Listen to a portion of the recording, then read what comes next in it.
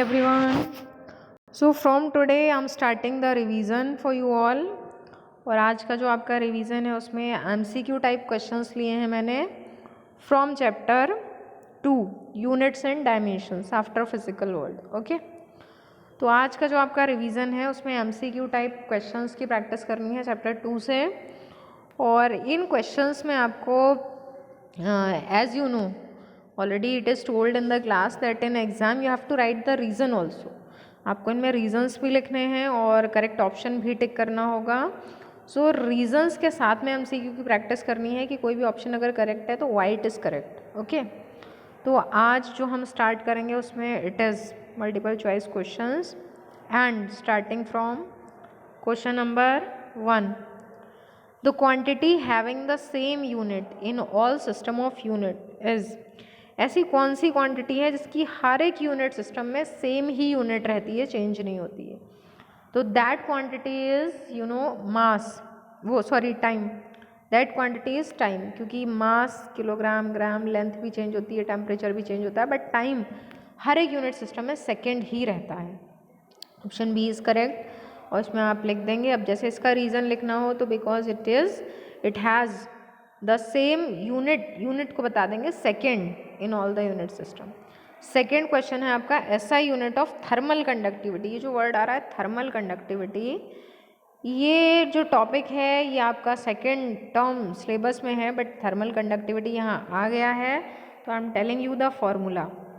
Thermal conductivity का मतलब heat भी जो जनरेट होती है, थर्मल कंडक्टिविटी का मतलब अगर किसी चीज़ को हीटअप करते हैं तो कितनी उसमें हीट आ रही है, वो हीट जो है दैट इज़ क्यू। और उसका फॉर्मूला जो है वो ये होता है के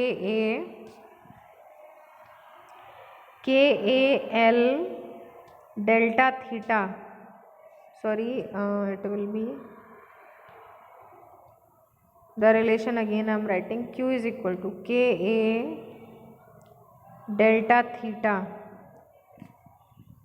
एंड अपॉन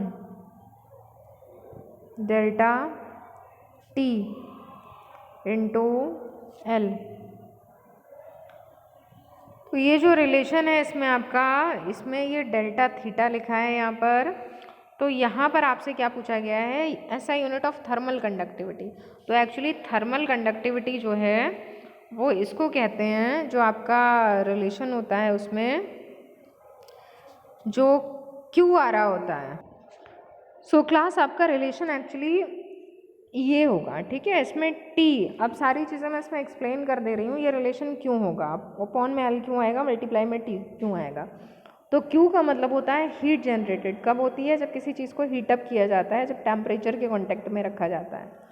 तो के तो कांस्टेंट है, एक्चुअली हीट डिपेंड करती है एरिया। इसका मतलब जितनी बड़ी मेटल शीट है उतनी ज़्यादा उसमें हीट जनरेट होगी। शीट है या एनीथिंग विच इज़ देयर, तो अगर वो बड़ी सरफेस एरिया की है तो उसमें हीट ज़्यादा जनरेट होगी। टी का मतलब है टाइम, टाइम का मतलब जितने टाइम तक उसको हीट के कॉन्टेक्ट में रखा गया उतनी ज़्यादा हीट जनरेट होगी। डेल्टा थीटा का मतलब होता है जो हीट, जो टेम्परेचर का डिफरेंस है, टेम्परेचर का डिफरेंस मतलब सराउंडिंग का टेम्परेचर कितना है और जो जहाँ जिससे वो हीट किया जा रहा है उसका टेम्परेचर कितना है। तो अगर टेम्परेचर में डिफरेंस है, लिखा है डेल्टा थीटा, मतलब डिफरेंस इन टेम्परेचर, ये जितना ज़्यादा होगा उतनी हीट जल्दी फ्लो होगी। और एल का मतलब होता है लेंथ, लेंथ का मतलब उसका होता है उसको कितनी लेंथ कवर करनी है। जैसे मान लीजिए ये है, तो यहाँ से यहाँ तक जाना है तो अमाउंट ऑफ हीट कम हो जाएगा, इसलिए इसके इन्वर्सली प्रोपोर्शनल है। अब आपसे ऐसा यूनिट ऑफ थर्मल कंडक्टिविटी पूछी गई, ध्यान रखिएगा। अगर थर्मल कंडक्टिविटी पूछी जाती है तो इसका मतलब तो heat per unit time find करना है आपको, ठीक है, क्यू अपॉन टी। अगर आपसे पूछा जा रहा होता कांस्टेंट ऑफ थर्मल कंडक्टिविटी तो उसका मतलब आपको के फाइंड करना है। तो यहाँ पर एक्चुअली आपको के ही फाइंड करना है, बट बाय मिस्टेक जो है वो यहाँ पर के ये लिखा नहीं है कि ऐसा unit of constant of thermal conductivity, ठीक है। तो यहाँ मैं आपको के की यूनिट ही फाइंड करके बताती हूँ। देखिए, अगर आपको के की यूनिट फाइंड करनी होगी तो रिलेशन क्या लिखेंगे आप, तो के के लिए रिलेशन बनाना होगा, बाकी को इंटरचेंज करते हैं। तो देखिए relation becomes Q upon T, ये आ जाता है। साथ में आपको जो है Q upon T into L जो है वो न्यूमरेटर में आएगा और ए डेल्टा थीटा जो है वो डिनोमिनेटर में आएगा। ओके, अब एक बार यूनिट्स को एक बार क्रॉस चेक कर लें, इसमें क्या क्या आएगा। तो Q जो है वो हीट यानी कि उसकी यूनिट जूल होगी। SI टाइम है तो सेकेंड में आएगा। और उसके अलावा लेंथ जो है वो मीटर होगी, एरिया मीटर स्क्वायर होगा, कैंसिल हो जाएंगे तो मैं यहाँ लिख देती हूँ क्या क्या आएगा, जूल अपॉन में क्या आएगा सेकेंड। एल जो है वो मीटर है, अपॉन में एरिया जो है वो आपका मीटर स्क्वायर, और into delta theta. Delta theta की यूनिट जो है वो केल्विन, ऐसा यूनिट होती है केल्विन। तो एक बार देख लीजिए क्या आपका आंसर आ रहा है। 1 मीटर कैंसिल हो जाएगा तो जूल के साथ में आ रहा है आपका जो आपका ये Q/T है, इस पूरे को ही जो है वो कंसीडर कर लिया है, क्योंकि पर यूनिट टाइम माना है ना, तो टाइम को यहाँ पर नहीं लिया है, इसलिए आप देख रहे हैं फॉर्मूले में सेकंड कहीं भी नहीं आ रहा है, तो इसको जूल ही लिखेंगे, पर यूनिट टाइम जूल। पर के साथ में क्या आ रहा है आपका, या फिर जूल पर सेकेंड। हाँ, एक काम कर सकते हैं, जूल पर सेकेंड में आपको पता है पावर का फॉर्मूला होता है वर्क डन अपॉन टाइम। ये वर्क डन जो है वो जूल होता है, टाइम सेकेंड। तो एक काम करिएगा, इसको पूरे को वॉट कंसीडर कर लेंगे, जूल में नहीं आएगा। तो आपका आंसर आएगा वॉट, और वॉट के साथ में पर मीटर केल्विन, वॉट पर मीटर केल्विन। सो इस क्वेश्चन का जो आंसर है वो ऑप्शन वॉट पर मीटर केल्विन होगा, option C is correct. Okay, फिर आते हैं नेक्स्ट क्वेश्चन पे। नेक्स्ट क्वेश्चन है आपका question number 3। The damping force on an oscillator is directly proportional to the velocity. Damping force velocity के प्रोपोर्शनल है, unit of constant of proportionality find करनी है। तो इस क्वेश्चन में बोला गया है कि force is directly proportional to velocity. तो जब आप प्रोपोर्शनलिटी साइन रिमूव करते हैं तो वन कांस्टेंट कम्स, ये कांस्टेंट आपका k है और ये v। तो आपको कांस्टेंट की यूनिट फाइंड करनी है, तो कांस्टेंट बन जाता है आपका F/v। F जो है उसकी यूनिट क्या लिखेंगे, तो F की यूनिट वैसे तो न्यूटन होती है, बट यहाँ न्यूटन दे नहीं रखी है। तो आपको पता है मास इंटू एक्सेलरेशन फॉर्मूले से अगर आप पुट करें तो मास किलोग्राम और एक्सेलरेशन मीटर पर सेकेंड स्क्वायर, अपॉन में जो वेलोसिटी है उसकी यूनिट मीटर पर सेकेंड होती है।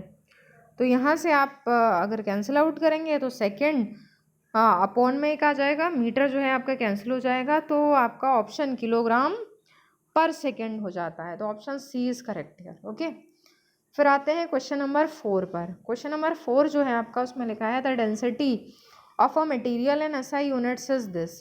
डेंसिटी को SI यूनिट में इतना दे रखा है, और आपको क्या करना है, कन्वर्ट करना है एक दूसरी यूनिट में, जिसमें लेंथ, मास, टाइम सब डिफरेंट हैं, यूनिट भी अलग होगी। तो आपको फॉर्मूला क्या यूज़ करना होता है इसमें, N2 is equal to N1, और ये एप्लीकेशन है आपका फर्स्ट डायमेंशनल एनालिसिस का, M1/M2, L1/L2, और टाइम जो है दैट विल बी T1/T2। अब किसके लिए रिलेशन लिखना है, डेंसिटी के लिए। डेंसिटी का डायमेंशनल फॉर्मूला ml-3 होता है, m की पावर 1 और l की पावर -3। यहाँ टाइम नहीं आ रहा है, उसको हटा देंगे। अब यहाँ पर जब आप वैल्यूज़ पुट करेंगे तो ऑलरेडी ये SI सिस्टम में है, तो SI सिस्टम में मास को आप kg में लिखेंगे, जिसमें कन्वर्ट करना है जो दूसरा सिस्टम है वो आपका दे रखा है, मास के लिए दे रखा है 50 ग्राम, तो ग्राम में लिखना है, बट साथ में 50 भी लिखना होगा, ठीक है। इसी तरह से लेंथ जो है आपकी वो SI में मीटर होती है, बट जिसमें कन्वर्ट करना है उसमें 25 सेंटीमीटर दे रखी है, और पावर कितनी हो जाएगी, -2। बस इसको आपको सॉल्व, पावर -3 हो जाएगी, आपको इसको सॉल्व कर लेना है। तो जैसे किलोग्राम को आप 1000 ग्राम लिख देंगे अपॉन में 50 ग्राम, और इसी तरह से लेंथ को आप 100 सेंटीमीटर अपॉन 25 सेंटीमीटर। फिर आपको सॉल्व कर लेना है और चेक कर लेना है कि कौन सा ऑप्शन करेक्ट होगा, ठीक है। इसी तरह से आपका क्वेश्चन नंबर 5 है, तो इन सारे क्वेश्चंस को आपको प्रैक्टिस करनी है, जितने मैंने कराए हैं 5। उसके बाद में आते हैं नेक्स्ट टर्न पे। Okay, thank you.